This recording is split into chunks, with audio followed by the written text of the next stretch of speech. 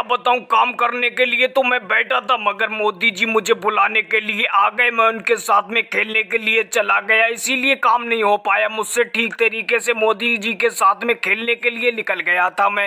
मेरे बेटे राहुल, पहले स्कूल का काम कर ले करो और पढ़ाई कर ले करो, उसके बाद में खेलने के लिए चले जाया करो मोदी जी के साथ में। अगर तुम स्कूल का काम नहीं करोगे, पढ़ोगे नहीं, तो फिर पढ़ कैसे पाओगे तुम? मायावती जी, आपको मैंने छोटा आ बड़ा आ याद करने के लिए दिया था, आप याद करके आ गई। जरा मुझे सुनाना।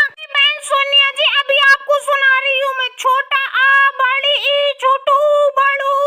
बहन मायावती जी, ये कैसा आप छोटा आ बड़ा आ याद करके आई हो? आप तो ठीक तरीके से पढ़ ही नहीं पा रही हो, पता नहीं कैसे याद करके आई हो। ठीक तरीके से याद तुमने क्यों नहीं किया? क्या तुम भी खेलने के लिए चली गई थी? अरे सोनिया जी, तुम्हें क्या बताऊं, याद करने के लिए तो मैं बैठती हूँ छोटा आ बड़ा, मगर मुझसे ठीक तरीके से याद ही नहीं हो पाता है। कल्लू को पक्के में याद करके ले आऊंगी मैं छोटा आ बड़ा।